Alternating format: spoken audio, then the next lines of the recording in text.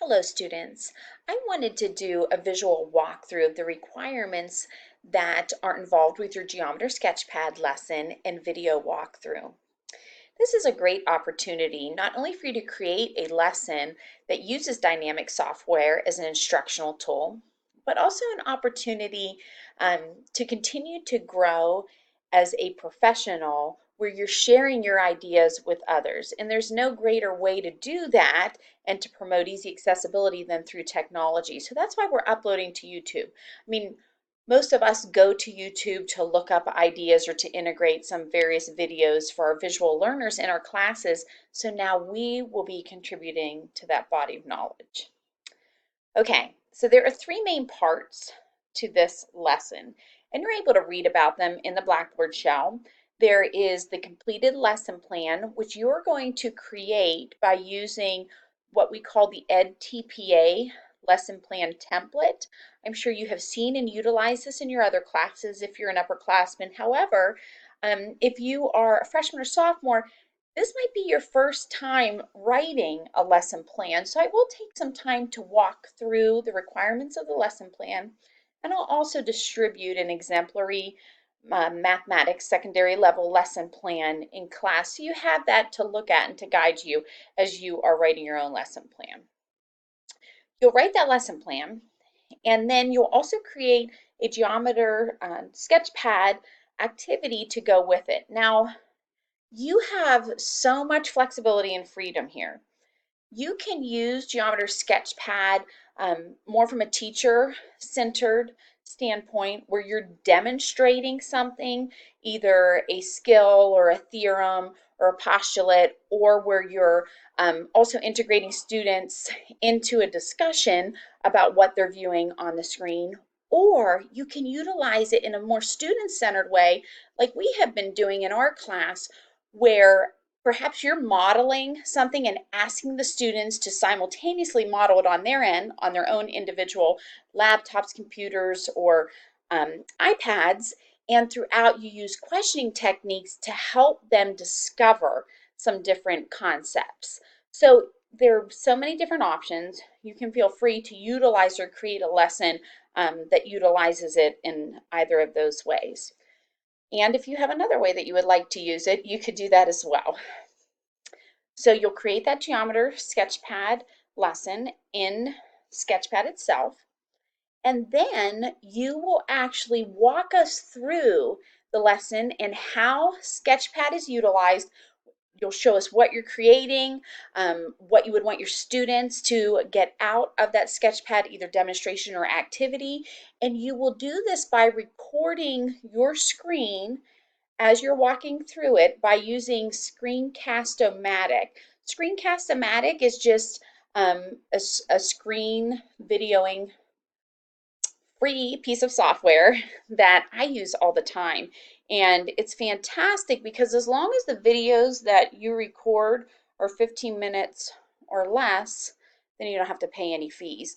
Most software that has these screen videoing capabilities, you have to pay something for, either monthly, yearly, but Screencast is free. So you will create an account using your Franciscan education account, and that's why we're able specifically to get it for free, because if you sign up using an education related account, it's free. But I believe now it's extended to your Google account, so you can feel free to try that as well. But before I get too far ahead of myself talking about the video, I do want to finish up with what you will write as well.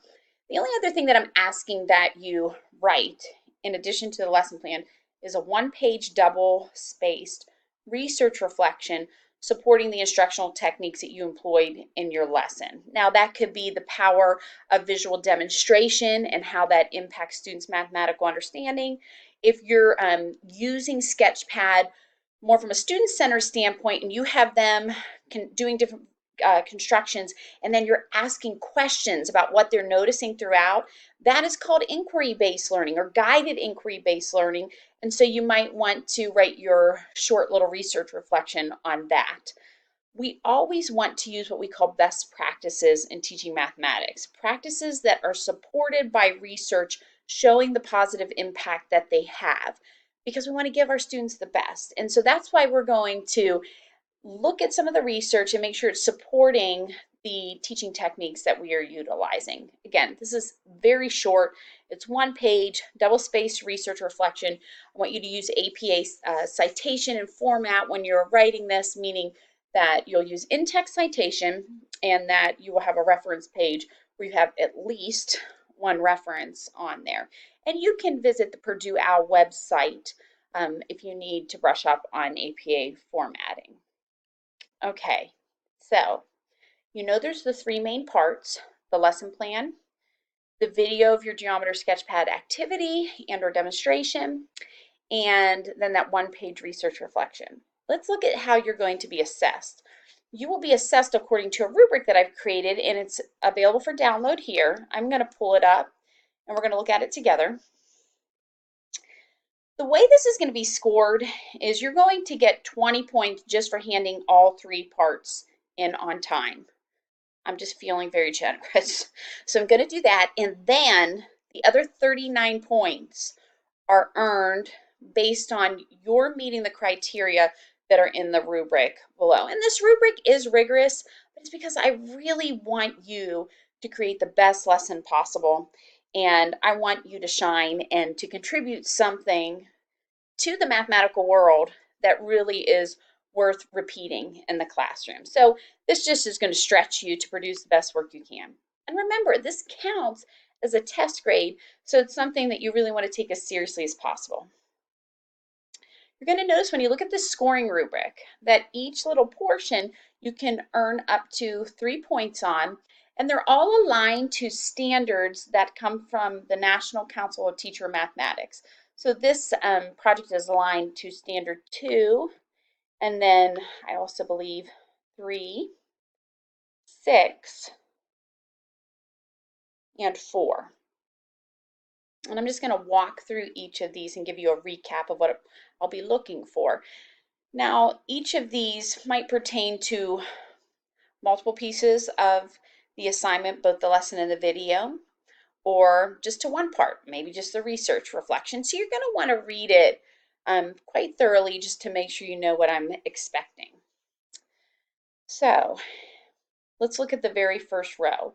The first row talks about the lesson plan and video, and it says that the candidate needs to demonstrate his or her ability to reason abstractly, reflectively, quantitatively, with attention to units, constructing viable arguments and proofs. This just means when you are writing your lesson plan and you are showing your video that you are very thorough, that you show that you are reasoning in an abstract way, that you're reflecting upon the different thoughts that you are articulating, and that you are paying attention to units, that anything that you state would be a viable or reasonable argument or proof, and that you're eliciting that same type of reasoning from your students. Additionally, whenever you are in your video or in the writing of your lesson plan, you then also want to demonstrate your ability to represent and model generalizations using mathematics while providing your students with opportunities to recognize patterns of mathematical reasoning. It's going to be very important when you're thinking about your video, particularly about good questioning that you would ask to help the students reach generalizations. Also, within the lesson plan and video, you want to make sure that you communicate mathematical ideas using a variety of representations. And you want to make sure that you clarify connections between the representations and different mathematical concepts, vocabulary, and what they're seeing on the screen. So those are some important things that you need to consider with respect to Standard 2. There are a couple more things with Standard 2. In the lesson plan and video, you need to employ appropriate vocabulary and symbols and make sure that when you're recording that you are communicating and using vocabulary, mathematical vocabulary clearly, and you're encouraging your students to do the same. Your video needs to clearly demonstrate your ability to link mathematical understanding with 4 of the following mathematical practices: problem solving, reasoning, communicating, connecting, representing. A lot of this occurs naturally because math naturally connects things. It represents, and by using proper terminology, you're communicating it. The reasoning should come about with your step-by-step process, And of course, many of you will be using Sketchpad to show an ability to problem solve. So a lot of this will occur naturally, and I don't want you to get too overwhelmed about it. Let's go down to Standard 3 and look at the requirements there. You notice that I have Standard 3 and Standard 6 connected because a couple of the requirements, or excuse me, just one of them is a combination of both a Standard 3 and 6 element. In your lesson plan and video, you need to make sure that you're engaging the students in developmentally appropriate mathematical investigations and that you're clearly communicating student learning outcomes based on Common Core standards. This should naturally happen as long as you choose a Common Core standard that is at the right grade level. And if you are constantly integrating student engagement within your Geometer Sketchpad activity, it's going to be engaging. You also need to develop that one-page double-space research-based reflection and identify how the research was used to design the lesson plan and how this research corresponds to students' developmental needs. That's very straightforward. You need to create a lesson plan. Oh, excuse me. Screen is getting away from me. So we're on 2C. You need to create a lesson plan that appropriately incorporates Geometer Sketchpad to effectively build all students' conceptual understanding and procedural fluency. So you're looking at helping them understand a concept at large, but also helping them work through procedures correctly. And you need to include in your lesson plan how you would adopt or adjust your instructional strategies to accommodate the needs of diverse learners. Your lesson plan needs to provide students with several opportunities to communicate about mathematics and make meaningful connections to other content areas, everyday life activities, and or the workplace. So you notice we put a lot of emphasis on communication. So many students hate math because it's not communicated well to them. It's not made understandable. So you want to be using good communication and then including the students in practicing their ability to communicate as well within your lesson. And that could be orally or verbally.